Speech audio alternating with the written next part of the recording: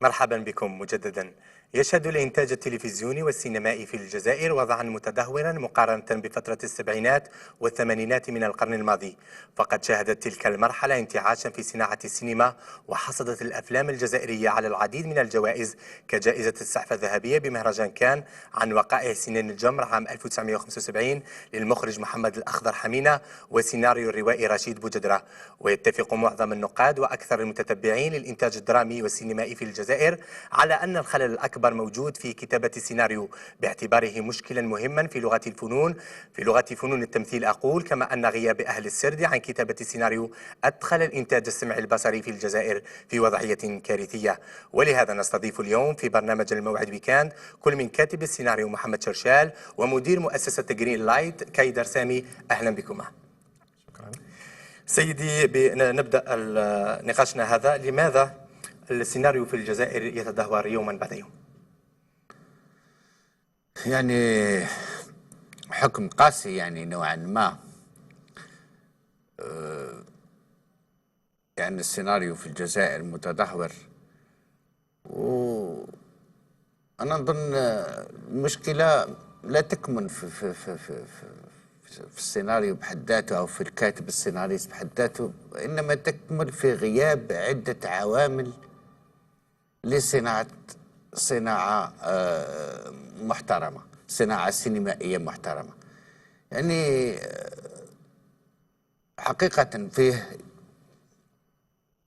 أغلبية الأفلام سيناريوهات نتاعها يعني دليل على شيء واحد، أن أصحابها لا يملكون أدوات كتابة السيناريو. لكن فيه أفلام اللي كتابها متمرسين فيه. نعطيك مثلا فيلم مسخرة، المخرج نتاعه هو الكاتب، يعني تشوف اللي متمكن من ادوات الكتابه. وعدم التمكن من ادوات الكتابه وعدم التمكن من مهنه كتابه السيناريو راجعه الى عدم وجود أستاذ تكوين محمد، في نشوف أن البدايه. جل الأعمال الحالية هي ليست كالأعمال السبعينات والثمانينات. في أفلام السبعينات والثمانينات حازت الجزائر أكثر الجوائز. الآن نشوف السيناريو شوية مازال متدهور، وفيه هذيك ما كاش إبداع في مجال السيناريو. يعني في مرحله السبعينات والثمانينات أظن رأيي المتواضع الخاص، وأنا هنا لست لكي أحكي عن السينما، لست مؤهلا لذلك ولست يعني، لكن رأيي لكن عندك من الأفكار ما تعطينا أستاذ. يعني تجربة خاصة، لأني لحد الآن لم أكتب للسينما بل كتبت للتلفزيون. تجربتي الخاصة أن في مرحلة السبعينات والثمانينات الدولة كانت تشجع الموضوع، يعني كانت يعني كانت حابة أنها تكون لها ولو واجهة تلفزيونية أو سينمائية. لكن في الوقت الحالي نشوف وكأن الدولة رفعت يدها عن الموضوع وخلات المبدعين يعني حتى الأطر كانت كاينه صناعه، كانت كاينه المؤسسات لصناعه السينما، يعني حبست، توقفت. حتى الأطر اللي تخلي العمل السينمائي يزدهر ورجعت ما كانش، يعني رجع إنتاج فيلم يعود إلى قدرة صاحبه ومكانة صاحبه، يعني من ناحية يقدر حتى هو يمون الفيلم تاعه ولا والكثير يقول بأن تدني مستوى السيناريو في الجزائر هو رجع لغياب سينما متكاملة. ما رأيك عن هذا؟ غياب إرادة سياسية حقيقية. لو ناخذ مثلا، ناخذ مثال. انا لما نتكلم على التلفزيون، يعني نرجع نتكلم على الكتابه للتلفزيون. في الدراما الشرقيه، الدراما السوريه او الدراما المصريه، لما غزات العالم العربي، والان الدراما التركيه وحتى الدراما الخليجيه، هذه الدراما ما هي الا نتيجه لأعمال كثيرة صارت من قبل، يعني نتيجة إلى تكوين، نتيجة لتكوين جيد، نتيجة لاستثمار جيد، نتيجة فيما يخص المرافق، بناء المرافق الخاصة، لأنه حقيقة الصناعة ما نقدروش نديروا صناعة بدون مصنع، لأنه لازم استديوهات للتصوير، لازم معاهد لتكوين وهذا ما لا تتوفر عليه الجزائر. أه؟ هذا ما تتوفر عليه الجزائر، لا يوجد أي مدرسة في لنا تكوين السيناريو. معهد وحيد يسموه ليسماس، وهو يعني كان المعهد الوطني العالي للفنون المسرحية، والآن رجع ليسماس، وهذا سبب من البلاء تاع هذا المعهد. وهذا رأيي أنه المعهد كان مختص في تكوين المسرحيين من مخرجين، سينوغراف، ممثلين إلى آخره، وهذه مادة اللي تستفاد منها السينما والتلفزيون. لكن فن السيناريو ما موجود في المعهد. الآن أضافوا المعهد السمعي البصري، يعني هو كان مخصص للمسرح، بعد داروا فيه السمع البصري، أصبحوا يكونوا فيه المسرح والسمع البصري تقنيين وفنانين، مع مناهج ضعيفة، مع تعطير ضعيف. لا يمكن تكون عندنا نتائج إذا بقى التكوين الفني في الجزائر في هذا المستوى. إلى هنا جاءت مبادرة سامي لتكوين الشباب وتحفيزهم على تعليم فن السيناريو. كيف جاءتك المبادرة سامي؟ الحقيقة هو احتياج شخصي، لأنه أنا درست إعلام سمعي بصري، وفي بداية مشواري المهني كنت محتاج إلى دورات تدريبية اللي ما تعتمدش فقط على النظري، ولكن يكون فيها الجانب العملي والتطبيقي. ولاحظت باللي كاين هذا النقص اللي ماهوش مساعد الشباب باش يتوجهوا نحو تخصصات محددة. يعني المهن السينمائية ولا التلفزيونية ما كاش دورات تدريبية متخصصة في هذه المهن، وين الواحد شاب حاب يتخصص في المهنة الفلانية يروح يتعلمها تدريب أكاديمي ويخرج منها. صديق احنا واش رانا شايفين درك سيك الموضوع محتاج تضافر مجهودات.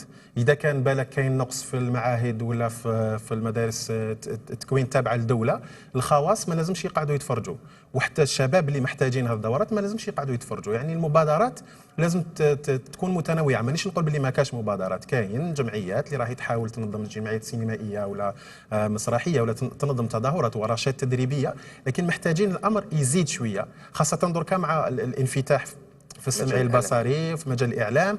محتاجين يعني هذا كيما رانا نتكلموا السينما مثلا هي صناعه، وكنا نتكلموا الان ضربنا المثال بالمصنع كما ضرب المثال الاستاذ محمد شرشال. المصنع هذا يحتاج الى كفاءات يعتمد عليها، الكفاءات هذه لازم لها تدريب. كيف سيكون برنامج الدوره هذا اللي؟ برنامج الدوره هي دوره داخله في اطار برنامج كبير لدورات في مختلف التخصصات. حبينا نبداو بالسيناريو. السيناريو هو قاعده اساسيه يعني لبناء اي عمل درامي سينمائي ولا. فكرنا في ان نجيبوا سيناريست شاب درس في الولايات المتحده الامريكيه في الامريكان فيلم انستيتيوت.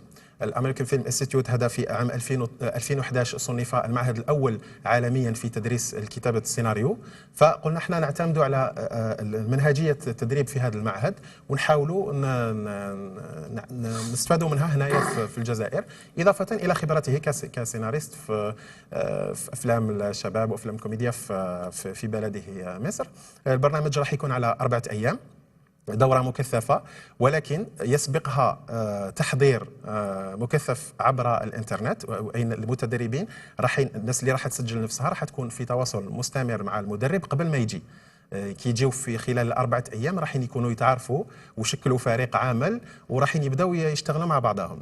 وبعد الدورة أيضا راح يكون فيه أيضا عمل يستفادوا من التأطير تاع المدرب هدايا بعد نهاية الدورة ثاني عن طريق الانترنت، نقعدوا متواصلين. ولما لا نخرجوا مشاريع وإنتاجات من هذا الفريق هذا. أستاذ محمد شرشال، هل تعتبر 4 أيام كافية من أجل استيعاب فن السيناريو؟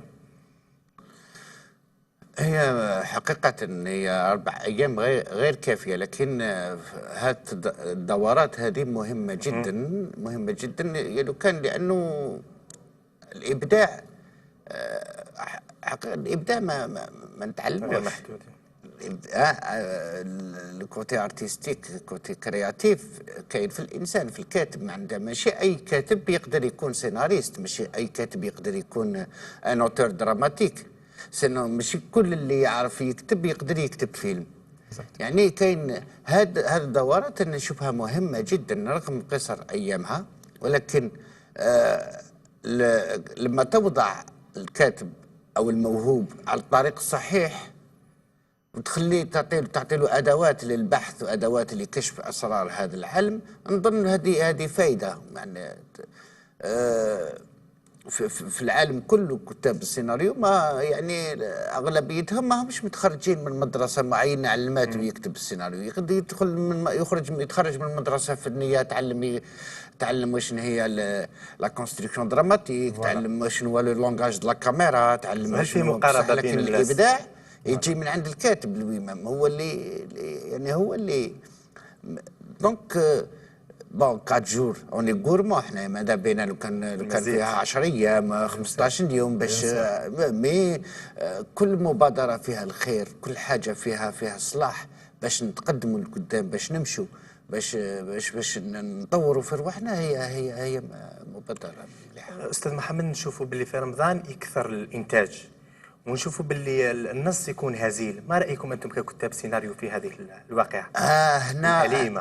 هنا على بالك، هنا راك مسيت الجرح، يعني مسيت ايه مالوريزمون. بون هي لو كانت تجي تحسبها يعني بطريقه رياضيه، مور رمضان يخلص المنتوج تاعك في التلفزيون، اذا بديت تكتب مور رمضان 3 اشهر او 3 اشهر كتابه مثلا، ومن بعد 3 اشهر تحضير، شهرين تصوير، انا في رمضان.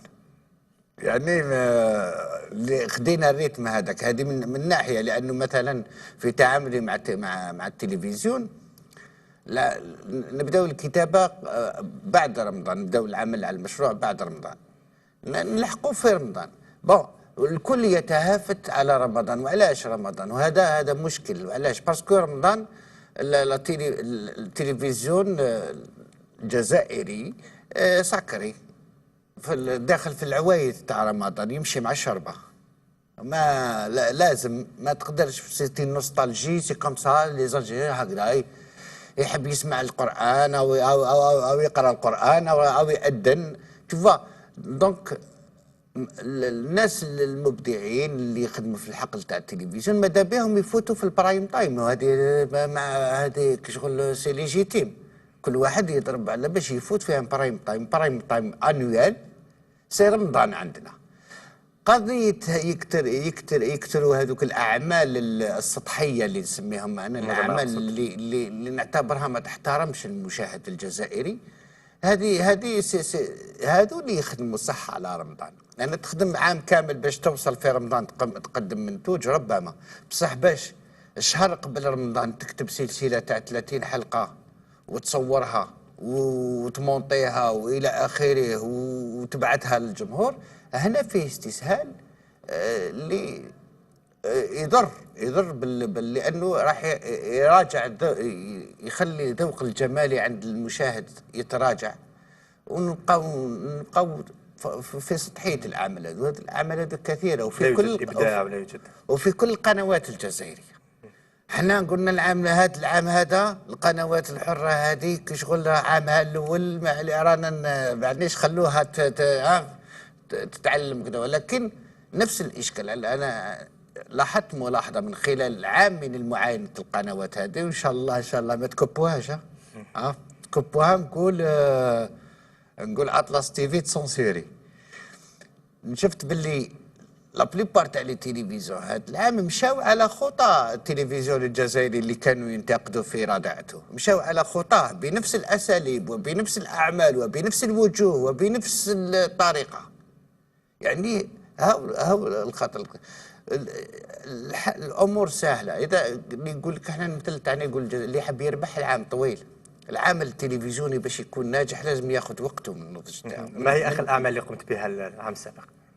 ما هي اخر الاعمال اللي قمت بها العام؟ يبدي في لهذا العام، اخر عام في رمضان. في رمضان اللي فات كتبت حوارات دار البهجة للمخرج جعفر قاسم، واللي ادت بطولته بيونة. هذا آخر عمل قدمته مع أني هذا العام صراحة، هذه السنة هذا الموسم اعتذرت لحوالي 3 مشاريع تلفزيونية، لأني عندي رغبة كبيرة أني نعاود نرجع للمسرح ونقدم إخراج في المسرح. لهذا اعتذرت باش نقدم أعمال تلفزيونية هذا العام. أي يوجد كتاب سيناريو في الدورة؟ كتاب سيناريو جزائريين؟ هناك كتاب سيناريو شباب حابين، عندهم افكار، احيانا كاين اللي عندهم سيناريوهات مكتوبين حابين يطوروا مهاراتهم، يطوروا السيناريوهات تاعهم.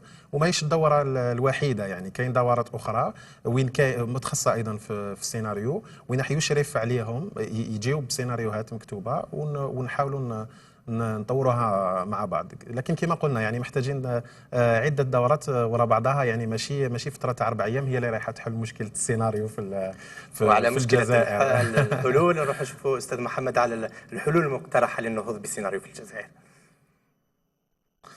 الحلول، شوف الحلول احنا ما نقدروا لهاش. احنا نقدروا الحاجه، احنا نقدروا على الابداع، نقدروا نكتبوا، نقدروا المواضيع. الجزائر تسخر بالمواضيع، من المواضيع التراثيه، المواضيع الاجتماعيه، يعني احنا كمبدعين هاو المطلوب منا اننا نكتب، ولكن اللي ينهض بالقطاع هي الدوله. اللي تنهض بالقطاع وتكون حابه تدير سياسه وتحابه تدير صناعه هي الدوله. مستحيل انه المبدع الجزائري، الفنان الجزائري هو اللي راح ينهض. ألا يوجد خواص في الجزائر ممكنهم ان يساهموا في هذا القطاع؟ اذا كان هذا الخواص الان راه مهتموا بالتلفزيونات، بادرة خير ربما يهتموا بالسينما، وإحنا علاش لا يهتموا كل ما فيه الخير. نتقدم في فننا، نتقدم في ثقافتنا، مرحبا به. خواص دولة مرحبا. المهم يعني لازم نرفعوا من المستوى واش رانا نقدموا للناس. لازم نحترموا المشاهد، لأن المشاهد اللي راه يشوف فينا الآن ماهوش المشاهد اللي كان يشوف فينا هذه 20 سنة وهذه لا. المشاهد اللي راه يشوف فينا أنا أغلبيتهم ناس قاريين، ناس خلاص، ناس اللي برونشي كما يقولوا، انترنت، فضائيات. ما تقدرش انت تجي تكذب عليهم وتقول لهم راه مازلنا كما بكري اون ايتي ميو. ما الحلول اللي تقترحها استاذ باسم؟ الحلول بالنسبه لإلغاء الفن السيناريو في الجزائر؟ شوف كما هو الاستاذ داوي يقول لك، يعني ما راحش يجي واحد يقترح حلول نهائيه. هو الواحد يملك انه على قده يقدم مبادرات وين يحاول يجمع الناس اللي مهتمه بهذا الفن، هذا فن كتابه السيناريو، ويحاول يجمع المختصين ونقدموا حاجه. عندنا ناس خبراء في السيناريو، نحاولوا نقدموا حاجه لا جينيراسيون هذه اللي راهي طالعه، الجيل هذا اللي راه طالع محتاج انه يكون مؤطر من طرف خبرات سواء جزائريه ولا اجنبيه. نملكوا اننا نقدموا مبادرات مع بعضنا احنا شباب، باش ما نقعدوش نستناو في حاجه واجده تجينا. ما يفوك خي هاد لي زيسباس، لازم هاد الفضاءات احنا نخلقوهم وحنا نوفروا الجو اللي يحفز الابداع. ان شاء الله. كلمه اخيره.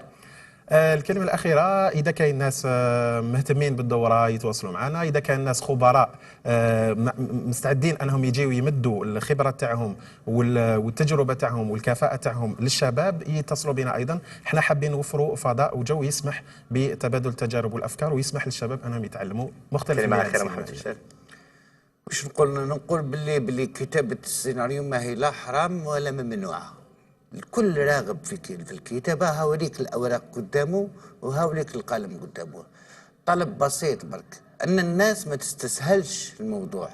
إذا حبيت حاجة روح للمعلومة، كون نفسك، ثقف روحك. يعني يفو ميتريزي لي زوتيد باش لما نجوز للجمهور لازم تكون عندك لا مانيير دو سيدوير، كومون سيدوير ان بيبليك، كيفاش نعجب. لانه مهما كان المبدع النهايه تاعو انه يحب يعجب المتلقي. نتمنى المزيد من النجاح للافلام والسينما الجزائريه. شكرا كايدر سامي، شكرا استاذ محمد شرشال، وشكرا على قبول الدعوه. الى هنا نكون قد وصلنا لنهايه موعد ويكان. نلتقي بكم غدا في اخبار ومواضيع جديده. دمتم في رعايه الله. سلام.